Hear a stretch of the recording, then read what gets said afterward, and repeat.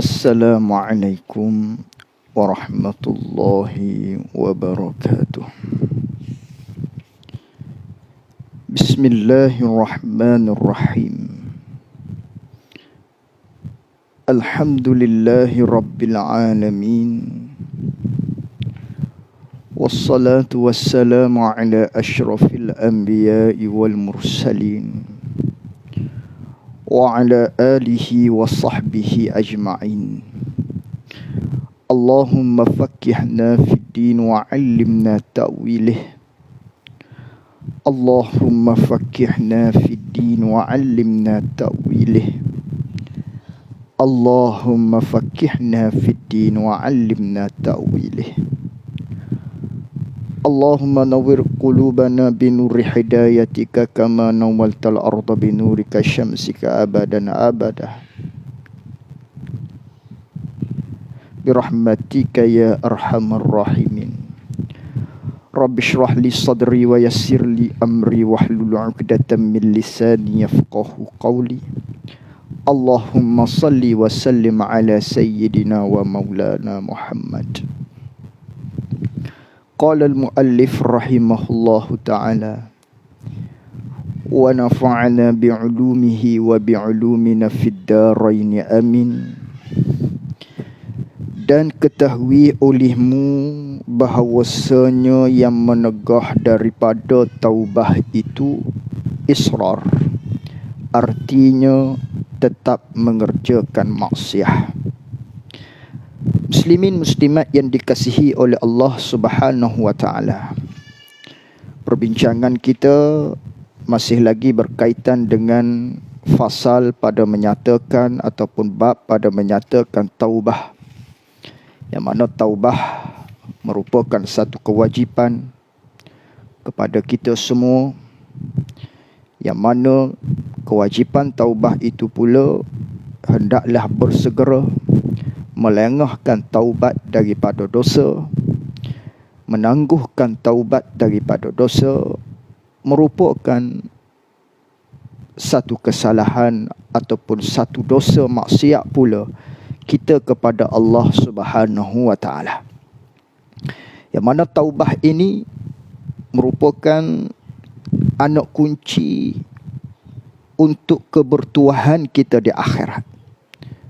Anak kunci keberuntungan ataupun pintu kejayaan bagi kita ialah taubah kepada Allah Subhanahu wa taala. Yang mana taubah ini mempunyai 3 rukunnya. Seandainya tidak mencukupi 3 rukun ini, tidak dinamakan taubah. Yang pertama, menyesal di atas perbuatan maksiat yang kita lakukan.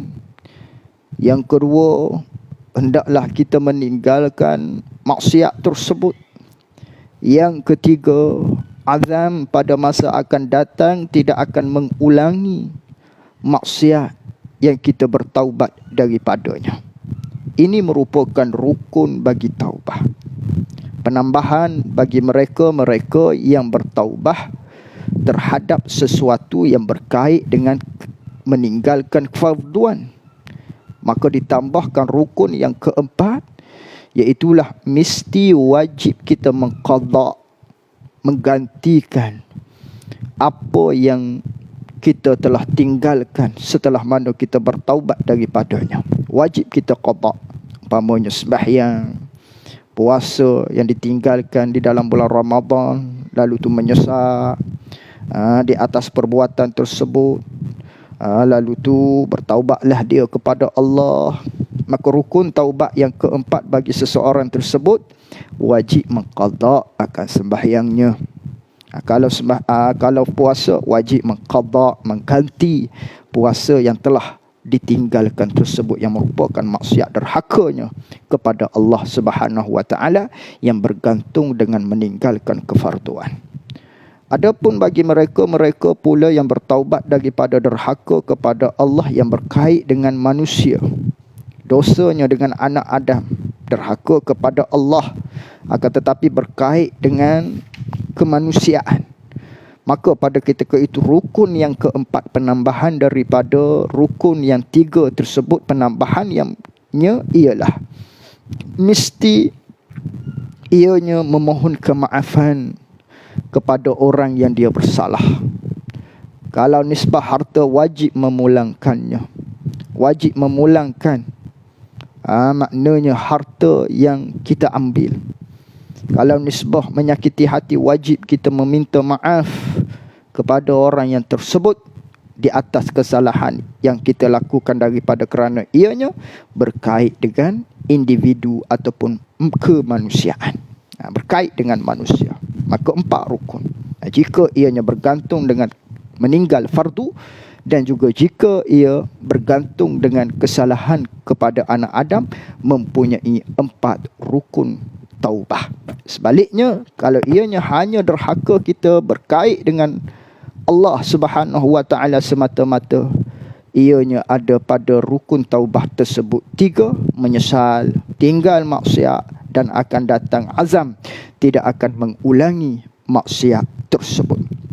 Adapun syarat-syarat taubah pula, iaitulah kita mestilah bertaubat tersebut sebelum daripada sampainya nyawa kepada batal halkum, ataupun sebelum daripada matahari naik daripada sebelah barat. Seandainya nyawa telah sampai kepada halkum, matahari pula telah naik ataupun matahari telah naik kepada sebelah barat, naik pada sebelah barat, maka pada ketika itu syarat taubat tidak mencukupi kerana ianya telah ditutup pintu taubah oleh Allah Subhanahu wa taala. Muslimin muslimat yang dikasihi oleh Allah Subhanahu wa taala. Lalu tu kata pengarang rahimahullahu taala, ini membicarakan pula berkaitan dengan perkara-perkara yang menegahkan kita daripada taubah. Yang mana kata pengarang rahimahullahu ta'ala, dan ketahui olehmu bahawasanya yang menegah daripada taubah itu, yang menegah daripada taubah itu, sesuatu yang menegah menyebabkan seseorang itu daripada taubat tidak bertaubat, ialah israr. Apa tu israr? Mengekali. Tu maksud israr tu artinya tetap mengerjakan maksiat. Itu israr. Maksudnya seseorang itu senantiasa lepas satu. Itu mengekali, tetap sentiasa mengerjakan maksiat tersebut. Tak puas dengan maksiat tersebut. Senantiasa duk berkekalan dalam maksiat tersebut.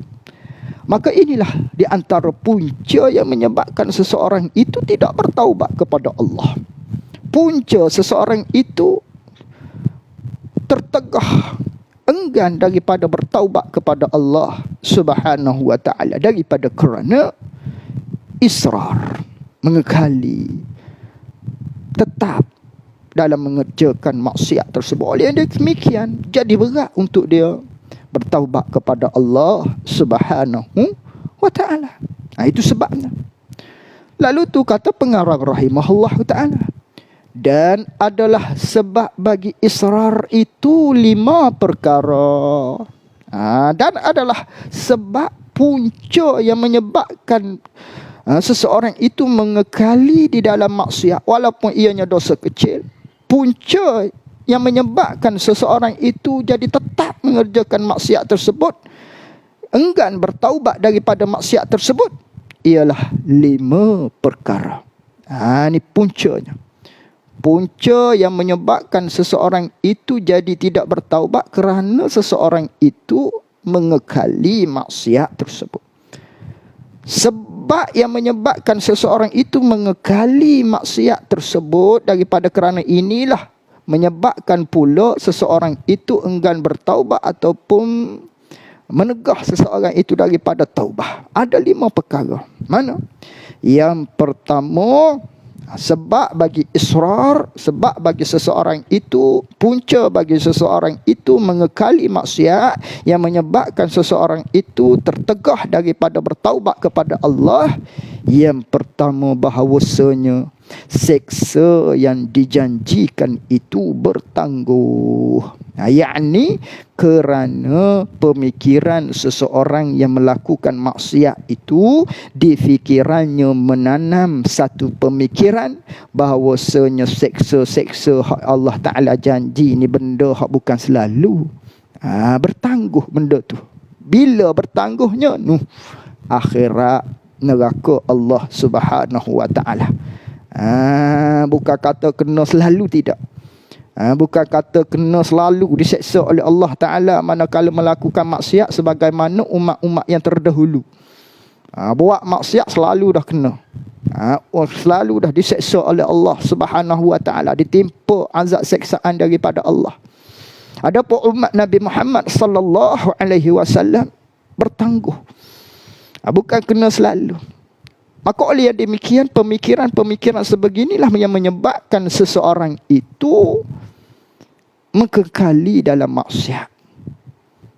Kerana tak nampak selalu seksa tersebut, menyebabkan dia tetap dalam maksiat yang dikerjakan. Yang menyebabkan bila tetap dalam mengerjakan maksiat, susah untuk dia bertaubat kepada Allah Subhanahu Wa Ta'ala.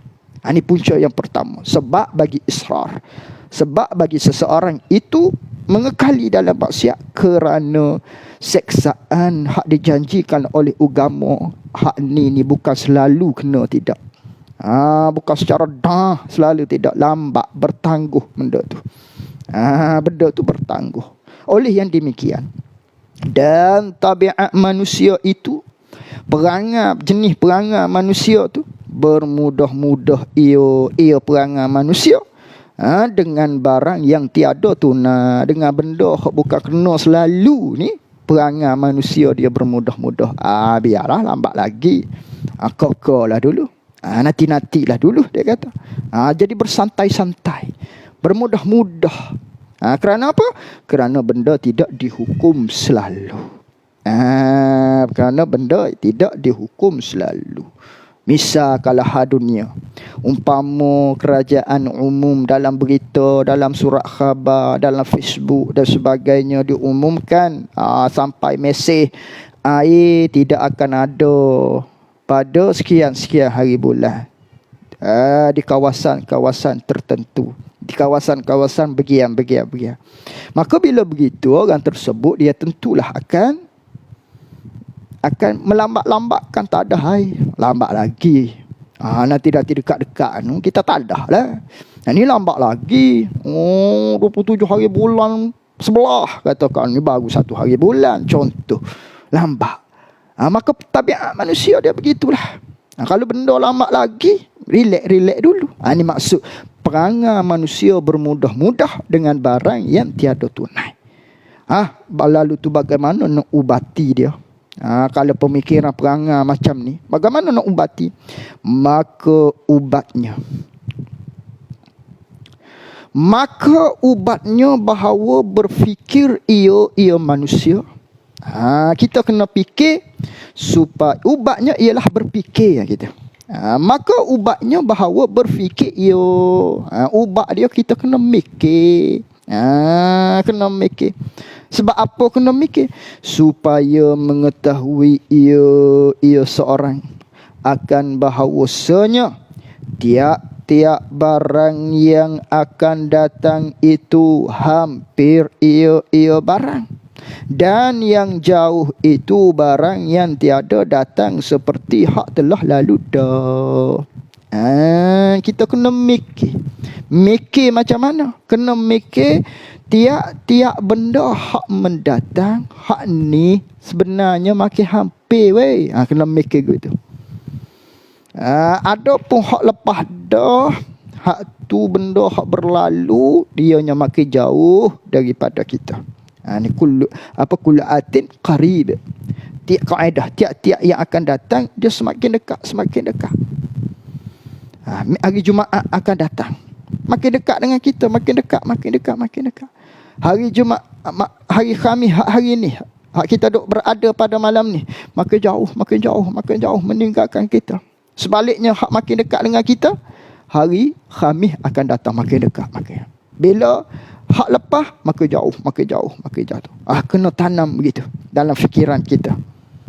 Lalu tu bila kita tanam begitu, dan bahawasanya dah begitu, benda hak makin dekat ialah benda hak akan datang. Benda hak lepas dah diri kita makin jauh daripada kita. Dan bahawasanya mati itu lebih hampir ia mati kepada seorang seperti banding daripada tali sepatunya.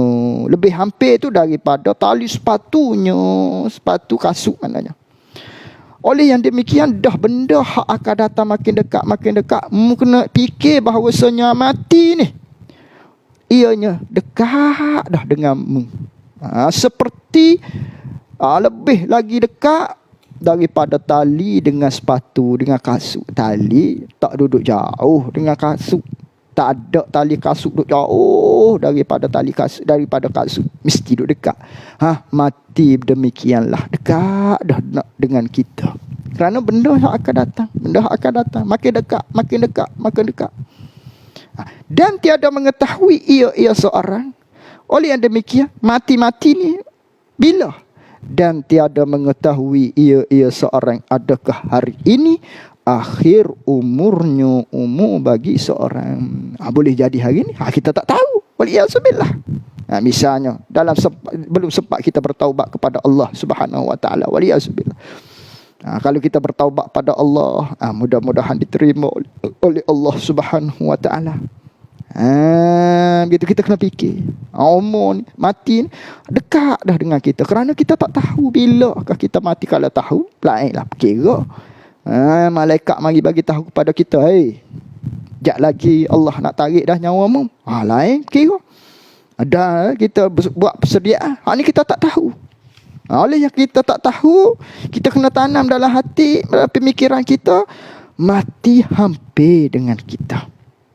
Inilah yang menyebabkan seseorang itu untuk dia tidak melakukan maksiat. Seterusnya bila terjatuh, selalu dah bertaubat kepada Allah. Takut-takutnya mari mati saat ni. Yang kita tak tahu bila. Bila kematian tersebut. Tu dia. Kemudian berfikir ia seorang lagi. Itu cara fikirnya. Kemudian berfikir ia seorang dia ajar lagi. Kena fikir juga betapa penat ia seorang daripada kamu tu bekerja. Contohnya seperti kerja sawah. Penat bekerja sawah ni. Misalnya. Sebab apa tu duk bekerja penat-penat begitu rupa tu? Kerana takut ketiadaan makanan pada tahun hadapan. Takut tak boleh nak makan pada masa-masa yang ke depan kita ni. Lalu tu bekerja lah juga, bangun pagi-pagi, start kereta. Kalau jenis bekerja bukan sawah, bangun pagi-pagi. Kerana apa tu? Nak suruh boleh makan. Pada masa akan datang. Buat sebab selalu buat maknanya cari bekalan. Gitu. Maka seperti menanggung ia seorang akan penat bekerja kerana hendak melepaskan lapar pada tahun di muka, pada tahun akan mendatang tadi. Maka seorang itu seolah-olahnya dia kacang juga berpenat lelah buat bekalan ni, bekerja ni kerana nak melepaskan lapar hak hari esok ataupun hak hari lusa hak akan datang tu. Maka seperti itulah menyegera, bandingnya seperti itulah menyegerakan ia seorang akan taubah kerana nak melepaskan seksa pada masa yang akan datang. Maka kita kena fikir begitu jugalah. Sebagaimana kita duk cari makan atas dunia ni untuk melepaskan lapar pada masa akan datang. Kalau tak bekerja, lapar pada masa akan datang esok lusa kerana tak ada gaji, tak ada duit dan sebagainya. Kalau hak jenis bekerja bukan makan gaji ke, hak jenis apa kita panggil hak dapat hari ni lah dapat. Kalau tak bekerja tak berdapat lah untuk nak makan esok. Begitulah taubah kepada Allah kerana kita nak melepaskan seksa pada masa yang akan datang. Kerana lapar itu pun bertangguh juga. Dan seksa Allah Ta'ala, api neraka bagi orang-orang yang neraka tu lebih pedih daripada lapar itu. Hak kita takutnya lapar pada masa akan datang. Kita kena fikir hak kepedihan seksa api neraka hak ni lebih pedih daripada seksa lapar hak kita kalau tak bekerja tadi tu. Hak ni takut lagi. Tu supaya kita fikir. Fikir di pemikiran kita, tanam gitu, akan menyebabkan kita tadi tidak lagi mengekali dalam maksiat yang menyebabkan kita akan bertaubat kepada Allah Subhanahu wa taala. Itu sebab punca israr yang pertama. Wallahu a'lam. Yang kedua, wallahu a'lam wa ilmuhu atam. Jazakumullah khairan jazaa. Assalamualaikum warahmatullahi